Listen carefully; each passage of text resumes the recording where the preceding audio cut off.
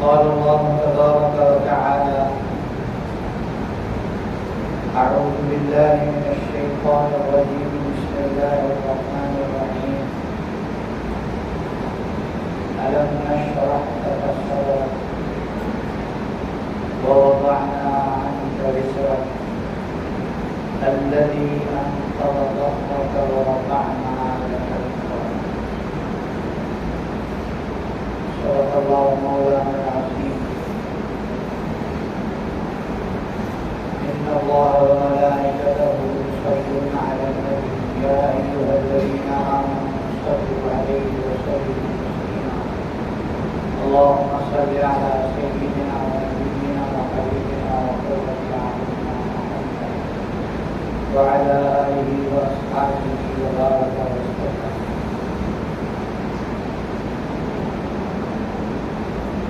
میرے محترم دوستو، نبی کریم صلی اللہ علیہ وسلم کی ذات اقدس ایسی ذات ہیں جب وہ دنیا کے اندر زندہ تھے، چل پھر رہے تھے، تو آپ سے محبت کرنے والے، آپ سے پیار کرنے والے، آپ سے عقیدت رکھنے والے، آپ کے اوپر اپنی جان اور اپنا مال اور اپنی اولاد اور اپنا سب کچھ قربان کرنے والے کثیر تعداد میں تھے۔ آج نبی کریم صلی اللہ علیہ وسلم دنیا سے پردہ کر گئے، آپ نے دنیا سے پردہ فرما لیا۔ دنیا سے پردہ فرما جانے کے باوجود بھی وہ لوگ جنہوں نے آپ کو دیکھا نہیں، صرف آپ کے تذکرے سنیں، آپ کے ارشادات سنیں، اور آج بھی ایک کثیر تعداد مسلمانوں کی ایسی ہے جو اپنی جان، اپنا مال، اپنا تن من دھن اور اپنی ہر چیز آپ صلی اللہ علیہ وسلم پر، آپ کی عزت و ناموس پر قربان کرنے کے لیے تیار ہے۔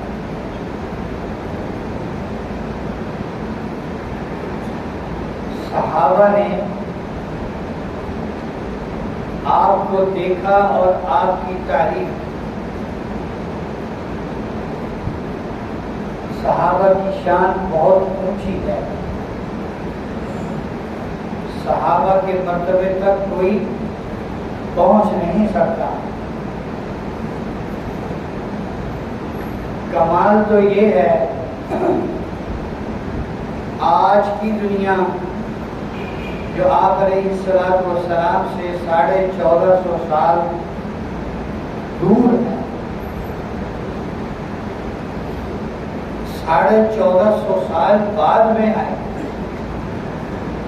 اور آج کے لوگوں نے نہ آپ صلی اللہ علیہ وسلم کو دیکھا، نہ صحابہ کو دیکھا، نہ تابعین کو دیکھا، نہ تبع تابعین کو دیکھا، صرف آپ صلی اللہ علیہ وسلم کی باتیں سنی، آپ کے ارشادات سنے، آپ کی سیرت سنی، آپ کی سنت سنی، اور وہ آپ کے اوپر مر مٹنے کے لیے تیار۔ یہ مطلب ہے، یہ بھی ایک مطلب ہے وَرَفَعْنَا لَكَ ذِكْرَكَ، اے نبی جی ہم نے آپ کے لیے آپ کی شان کو بلند کر دیا، آپ کے ذکر کو، آپ کے تذکرے کو ہم نے بلند کر دیا۔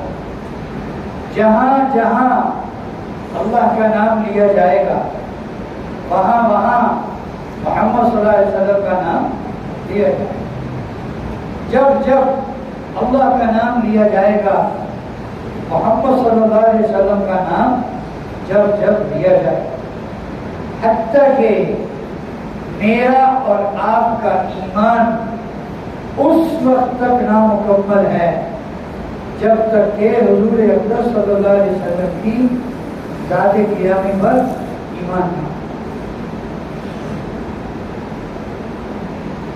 اللہ تعالیٰ آپ کی شان قرآن پاک میں بیان فرما رہے ہیں، مَن يُطِعِ الرَّسُولَ فَقَدْ أَطَاعَ اللَّهَ.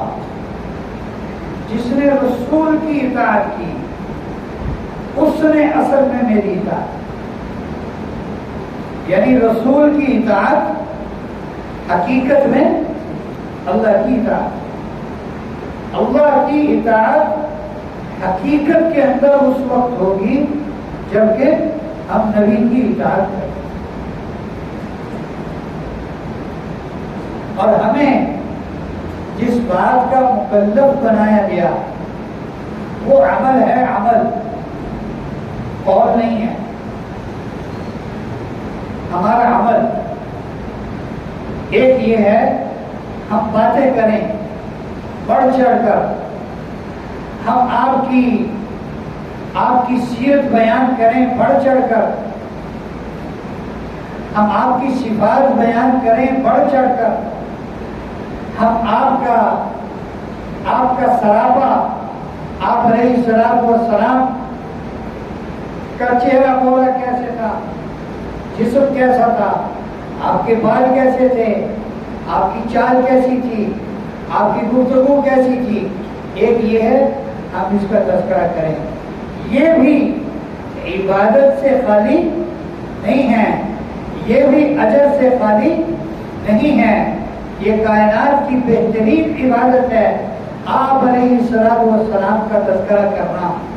لیکن بات یہ ہے کہ جس ذات کی تعریف، جس کے تذکرے اللہ نے کر دیے، جس کی تعریفیں اللہ نے کر دی، ہمارے اندر کیا ہے کہ ہم ان کی تعریف کریں. ہمیں اس لیے مکلف بنایا گیا کہ آپ عمل کے مکلف ہیں.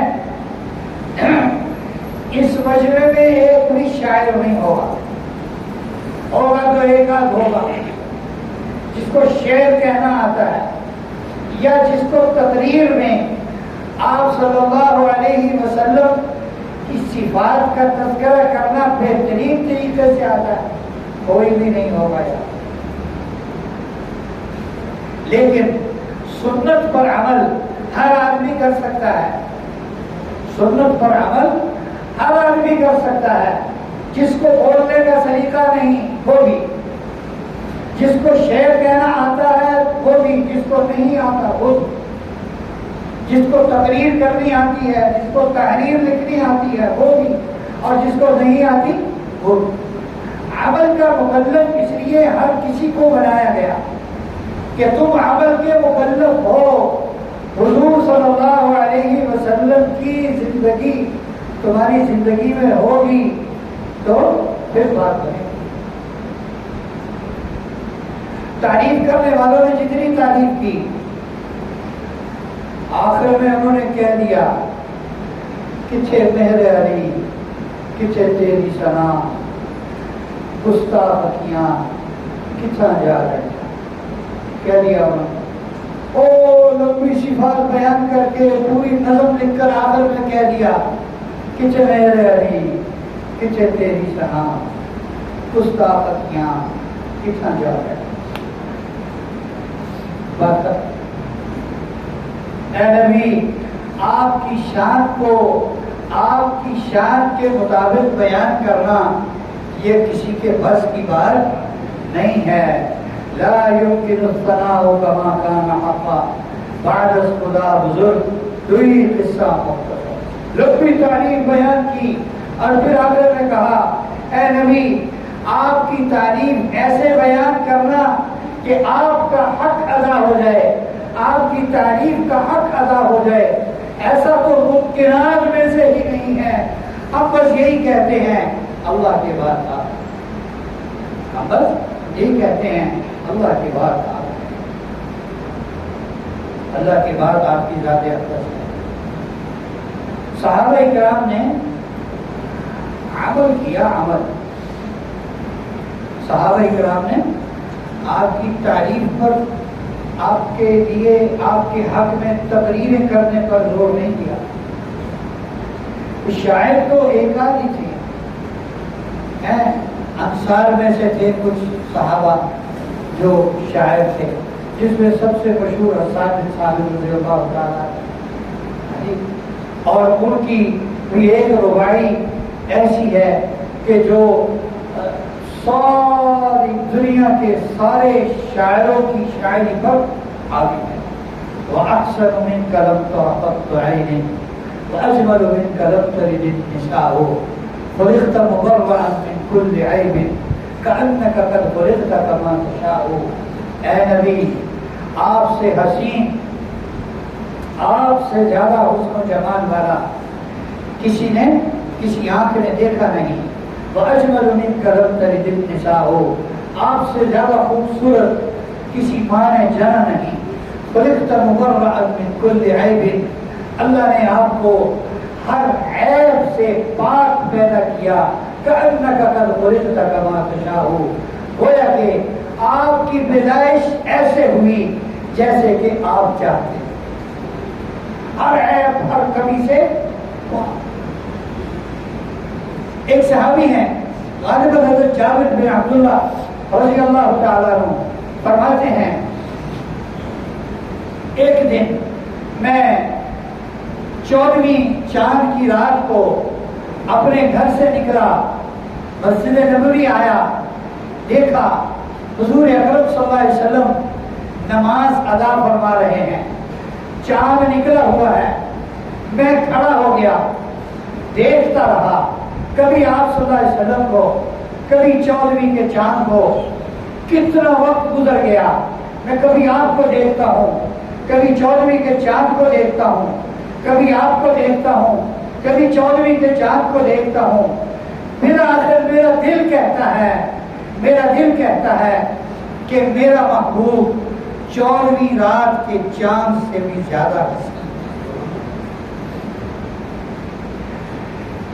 تعریف کرنے والے بھی تعریف کر گئے، لیکن جابر بن عبداللہ رضی اللہ تعالیٰ عنہ نے آپ کی شان میں قصیدے پڑھ کر خاموشی اختیار نہیں کی. ایسا نہیں ہوا کہ انہوں نے کہا ہو بس میں نے تعریف بیان کر دی، میرا حق ادا ہو گیا، میرا کام پورا ہو گیا، میرا فرض پورا ہو گیا. نہیں، ساری زندگی اطاعت میں گزاری، ساری زندگی اطاعت میں گزاری. وہ صحابہ جنہوں نے آپ کی شان میں قصیدے پڑھے، آپ کی شان میں تحریر و تقریر فرمائی، وہ بھی، اور جن سے یہ کچھ نہ ہو سکا وہ بھی، دونوں کے دونوں سنت پر پورے عمل کرنے والے. آپ کی زندگی سب صحابہ کی زندگی ہے. کہیں ہو، کوئی موقع ہو، حضرت عثمان غنی رضی اللہ تعالیٰ عنہ، آپ کے دوہرے داماد، جن کی صفت ہے غنی، ہیں بہت بڑے سخی تھے، جن کی صفت ہے ذی النورین، آپ کے دوہرے داماد. آپ صلی اللہ علیہ وسلم نے ایک بیٹی ان کے نکاح میں دی، ان کا انتقال ہوا، تو دوسری بیٹی حضرت عثمان کے نکاح میں دی، ان کا بھی انتقال ہوا. فرمایا اور بیٹیاں ہوتی وہ بھی تیرے نکاح میں دیتا رہتا. اتنی شان ہے. سورہ حدیبیہ میں حضور اکرم صلی اللہ علیہ وسلم کی طرف سے قاصد بن کر بطور وفد کے حضرت عثمان غنی رضی اللہ تعالیٰ عنہ مکہ مکرمہ تشریف لے گئے، اور سنت کے مطابق جو تہبند تھا، آدھی بنڈلی پر تھا، تو ان کے جو رشتہ دار تھے، قبیلے والے تھے، جو ان کے خاندان والے تھے، وہ مکہ کے بارڈر پر ان کو لینے آئے، اور انہوں نے اعلان کیا عثمان ہماری پناہ میں ہے، اسے کوئی ہاتھ نہ لگائے، اسے کوئی ہاتھ نہیں لگا سکتا. ایک ان کے چچازاد بھائی تھے یا کوئی عزیز تھے، انہوں نے کہا تم تو بڑے سردار ہو، بڑے مالدار آدمی ہو، تمہاری شلوار تمہاری تہبند آدھی پنڈلی پر کیوں ہے؟ کیونکہ مکے میں تو رواج تھا، وہاں پر عرب میں رواج تھا، جو جتنا بڑا سردار ہوتا تھا اس کا تہبند اتنا ہی نیچے لٹکتا تھا۔ اور سردار صاحب وہ جانے تہبند پیچھے پیچھے لٹکتا گھسٹتا آ رہا۔ تو انہوں نے کہا کہ تم بڑے سردار ہو، شلوار نیچے کرو، تو فرمانے لگے کلا ھذا عزرۃ صاحبنا صلی اللہ علیہ وسلم، ایسا نہیں ہو سکتا، میرے محبوب کا تہبند ایسے ہی ہوتا ہے، ہمارا بھی ایسے ہی طریقہ۔ یہ ہے سنت پر عمل۔ ایک صحابی ہے حضرت حذیفہ رضی اللہ تعالیٰ عنہ، وہ لشکر کے ساتھ، مسلمانوں کے لشکر کے ساتھ کسی ملک میں ہیں، وہاں کا جو گورنر تھا یا وہاں کا جو بڑا تھا، اس نے کچھ صلح کی بات چیت کرنے کے لیے مسلمانوں کی طرف سے ایک وفد کو بلایا، جس میں حضرت حذیفہ رضی اللہ تعالیٰ عنہ بھی تھے، اور پھر ان کی خاطر مدارت کے لیے دسترخوان لگایا اور تواضع کی، طرح طرح کی نعمتیں رکھی، اور یہ دسترخوان پر بیٹھے، اور اس کے بعد کھانا کھاتے کھاتے ایک لقمہ یا اس کا کچھ حصہ دسترخوان پر گرا۔ حضرت حذیفہ رضی اللہ تعالیٰ عنہ نے سنت کے مطابق اس کو اٹھایا اور اس کو صاف کر کے نوش کیا۔ تو برابر والے نے بازو مارا، یہ کیا کر رہے ہو؟ یہ بڑے گورنر کا دربار ہے، یہ بڑے بادشاہ کا دربار ہے، یہ تہذیب کے خلاف ہے۔ فرمانے لگے اترکو سنت حبیبی لہؤلاء الحمقاء، ان احمقوں کی وجہ سے میں اپنے محبوب کی سنت چھوڑ دوں،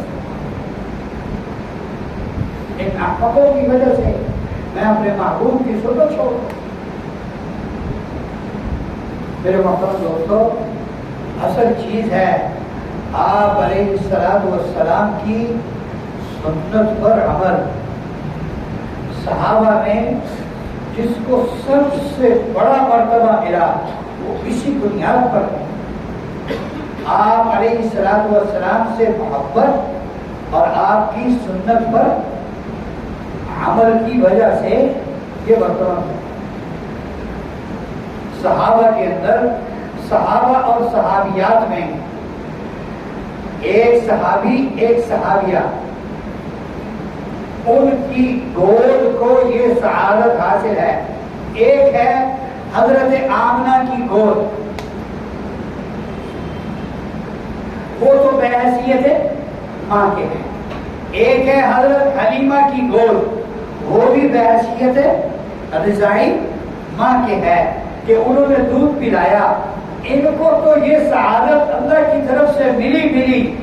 ایک اور آدمی ہے جسے نبوت ملنے کے بعد آپ صلی اللہ علیہ وسلم کو اپنی گود میں لینے کا اور اپنے کندھوں پر بٹھانے کا شرف حاصل ہوا، یہ ہے سیدنا صدیق اکبر رضی اللہ تعالی عنہ، جو آپ صلی اللہ علیہ وسلم کو کندھے پر بٹھا کر غار ثور میں لے کر چڑھے اور کندھوں پر بٹھا کے غار ثور میں لے گئے، اور پھر وہاں جو جگہ تنگ تھی اور سامان نہیں تھا، آپ صلی اللہ علیہ وسلم کو لٹا کر آپ کا سر مبارک اپنی گود میں رکھا، اور جو سوراخ تھے اس غار کے اندر اپنا کپڑا اوپر کی چادر پھاڑ کر سارے سوراخوں میں دیا، ان کو بند کیا، ایک یا دو سوراخ رہ گئے، وہاں اپنی ایڑی پھنسا لی، اور اس سوراخ کے اندر جو سانپ تھا، علماء کہتے ہیں اس نے ڈسا،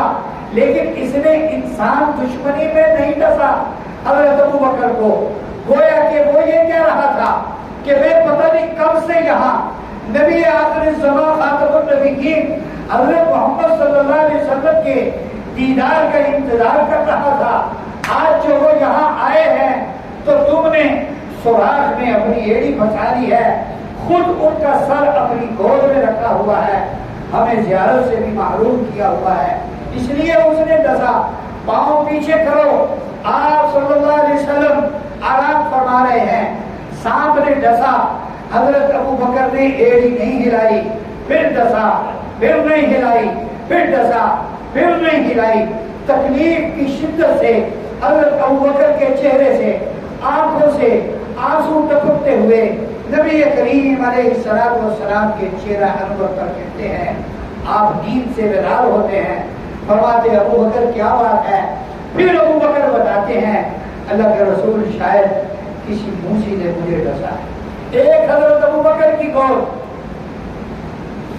پھر آئیں، یہ عجیب خانوادہ ہے، یہ عجیب خاندان ہے، سارے صحابہ میں ایک ہیں حضرت ابو بکر صدیق رضی اللہ تعالیٰ عنہ، جن کے والدین بھی صحابی ہیں، جو خود بھی صحابی ہیں، جن کی بیٹیاں بھی صحابی ہیں، اور جن کے بیٹے بھی صحابی ہیں، حتیٰ کہ ان کے والد نواسے بھی صحابہ ہیں۔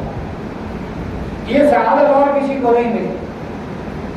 پھر دوسری گود، آپ صلی اللہ علیہ وسلم کا آخری وقت ہے، آپ نے اپنی ازواج مطہرات کو جمع فرمایا اور جمع فرما کے ان سے عرض کیا میں چاہتا ہوں بیماری کے دن عائشہ کے ہاں کاٹ لوں، اگر تم سب اجازت دے دو تو میں عائشہ کے گھر چلا جاؤں۔ سب نے وہ خوشی اجازت دی۔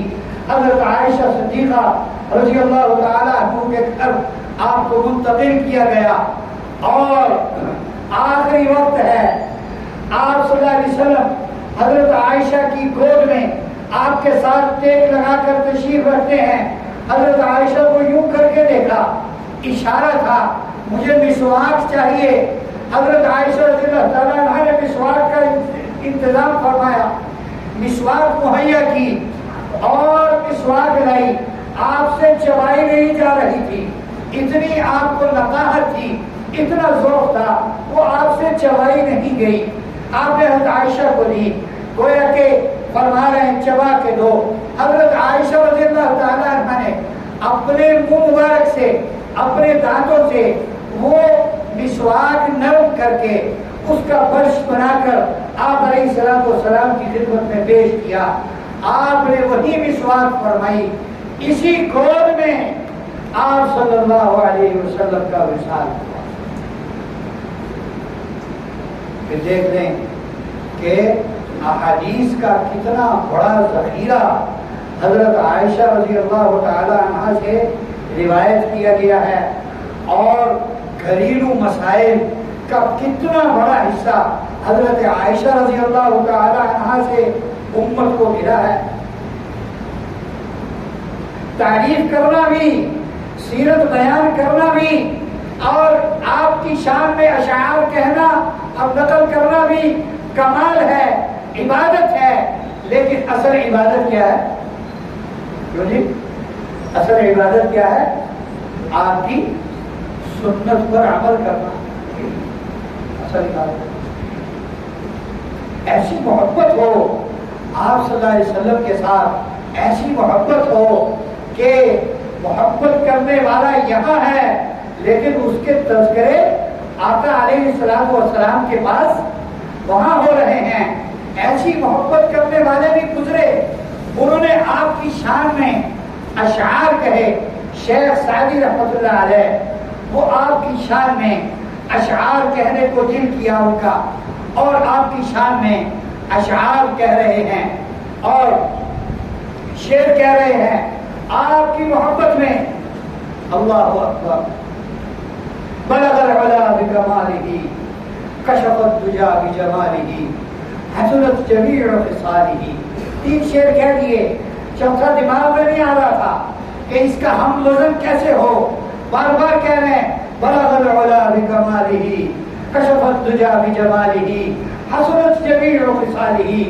چوتھا مصرع سوچتے سوچتے سوچتے سوچتے سو گئے، خواب میں نبی کریم علیہ السلام کی زیارت نصیب ہوئی۔ آپ نے فرمایا سعدی کیا بات ہے، بڑے غمزدہ ہو، بڑے افسردہ ہو، بڑے متفکر ہو، کیا بات ہے، کیا سوچ رہے ہو؟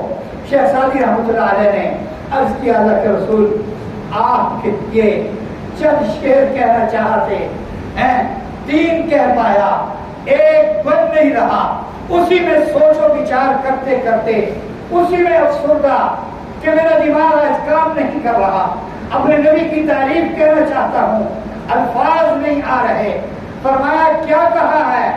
تو شیخ سعدی رحمۃ اللہ علیہ نے پڑھ کے سنایا، بلغ العلا بکمالہ کشف الدجا بجمالہ حسنت جمیع خصالہ۔ آپ علیہ السلام نے فوراً ارشاد فرمایا، سعدی آگے کہو صلو علیہ وآلہ، صلو علیہ وآلہ۔ یہ چوتھا کس کا لگایا ہوا ہے؟ کیوں جی؟ یہ چوتھا کس کا لگایا ہوا؟ حضور اکرم صلی اللہ علیہ وسلم۔ اصل یہ ہے ہمارے دل میں سنت کی اتباع کا شوق، سنت چھوٹ جائے ہم بے چین ہو۔ اور صاحب ہیں ہندوستان کے، وہ عجیب بات فرمایا کرتے ہیں، فرماتے ہیں صحابہ نے سنت کو لیا کہ یہ ہمارے محبوب کی سنت ہے، ہم نے سنت کو چھوڑا کہ یہ سنت ہی تو ہے۔ بات کو سمجھیں، صحابہ نے سنت کو لیا، سنت کو سینے سے لگایا کہ یہ کیا ہے؟ ہمارے محبوب کی سنت ہے، اور ہم نے سنت کو چھوڑا کہ یہ سنت ہی تو ہے۔ یہ محبت ہے، یہ محبت ہے۔ آپ کی شان اشعار میں، تقریر و تحریر میں بیان کرنے والے کر رہے ہیں، اب تک کر رہے ہیں، آج کے دن تک کر رہے ہیں، اور کب تک کرتے رہیں گے؟ قیامت کی صبح تک کرتے رہیں گے۔ بات یہ ہے کہ جو اس پر قادر نہیں ہیں وہ کیا لے کر جائیں گے حضور کی خدمت میں؟ وہ کیا لے کر جائیں گے؟ وہ کیا منہ دکھائیں گے بغیر سنت کے؟ اچھا ایک موٹی سی بات ہے، ہمارے سارے بزرگ اس کا تذکرہ کرتے ہیں، ہم بھی اس پر اسی لیے زیادہ زور دیتے ہیں۔ وہ مسلمان کا انتخابی نشان ہے داڑھی رکھنا، داڑھی رکھنا۔ ایک عرب سے ہماری ملاقات ہوئی، ایک عرب ملک، وہ بڑے پروفیسر تھے کسی کالج کے اندر، تو مسجد میں انہوں نے بات سنی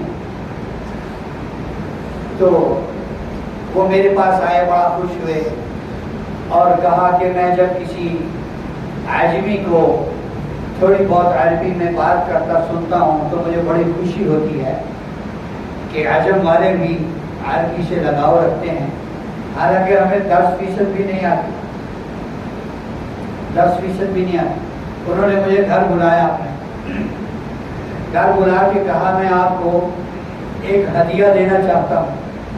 میں نے کہا وہ کیا ہے جناب؟ آپ کا ہدیہ سر آنکھوں پر ہے، اور ان کا خاندان بھی اونچا تھا، حضرت جعفر رضی اللہ تعالیٰ عنہ کے خاندان سے تھے، وہ جامعہ ازہر میں پڑھے ہوئے تھے اور بھی بہت سارے ملکوں میں گئے۔ تو مجھے انہوں نے آپ علیہ السلام کی طرف منسوب جو جوتا مبارک ہے، آپ کے نعلین، ان کی تصویر، انہوں نے کہیں اس کی زیارت کی تھی تو اس کی تصویر دی تھی، اس کا پرنٹ مجھے دیا، میں نے اس کو چوما، اس کو میں نے ماتھے پر رکھا، سر پر رکھا، اور پھر اللہ نے میرے دل میں ایک بات ڈالی۔ میں نے اس شیخ سے کہا، میں نے کہا 2 چیزیں ہیں۔ پہلے تو میں نے سے اجازت لی کہ میں آپ سے ایک بات کہوں، ناراض کریں ہے جی کہیں۔ میں نے کہا 2 چیزیں ہیں، ایک یہ ہے جس کا پرنٹ آپ نے مجھے دیا، یہ حضور کا جوتا مبارک ہے، حضور نے اسے کہاں رکھا؟ پاؤں میں نا، پاؤں میں کہنا۔ اگر ہمیں وہ جوتا مل جائے یقین کریں یہاں گولیاں چل جائیں اس کو حاصل کرنے کے لیے، ایسے ہے کہ نہیں ہے؟ ایسے کہ نہیں؟ بلکہ میرے جیسا ہو وہ تو کہے یار جوتی جوسی لے لو جیڑی ہے مٹی لگی ہو ایسے ہی ہے نا، سبھی کا حال ایسے ہے، مختلف نہیں ہے حالات اس سے۔ ایک یہ چیز ہے جسے حضور نے پاؤں میں پہنا، ایک وہ چیز ہے جسے حضور نے چہرے پر سجایا، کس کا مرتبہ زیادہ ہے؟ پاؤں میں پہنا جسے اس کا یا جس کو چہرے پر سجایا اس کا؟ تو کہنے لگا واللہ ایک کلام عجیب، تو نے عجیب بات کی۔ کہتا میں نے آج تک ایسی بات کسی سے نہیں سنی۔ میں نے کہا پھر آپ نیت کریں، اللہ سے وعدہ کریں کہ آپ اس چہرے کی سنت کو چہرے پر سجائیں۔ میرے محترم دوستو، اصل چیز سنت ہے۔ صحابہ والا جذبہ یہ ہے، صحابہ نے اپنے اندر سنت پر ایسا عمل پیدا کیا کہ انہوں نے کہا ساری دنیا ایک طرف اور نبی کریم علیہ السلام کی سنت نہیں چھوڑیں گے، کوئی جو مرضی باتیں کر، چار باتیں سننے پڑیں گی، کیا ہے؟ کیوں جی نبی کے لیے چار باتیں جان قربان کر سکتے ہیں، لڑ سکتے ہیں، مر سکتے ہیں، پھر سکتے ہیں، اور جو گستاخ ہو اس کو قتل کر سکتے ہیں، سارے کام کر سکتے ہیں، سنت پر عمل نہیں کر سکتے۔ بتاؤ حیرت کی بات ہے کہ نہیں؟ آسان کام کون سا ہے؟ آپ کے لیے کسی سے لڑ بھڑ جانا، آپ کے لیے کٹ جانا، یا آپ کی سنت پر عمل کرنا؟ دونوں کام ہمارے ذمے ہیں۔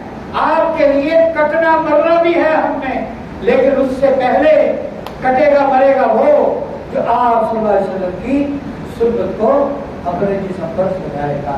اللہ تعالیٰ ہمیں ان باتوں پر عمل کرے۔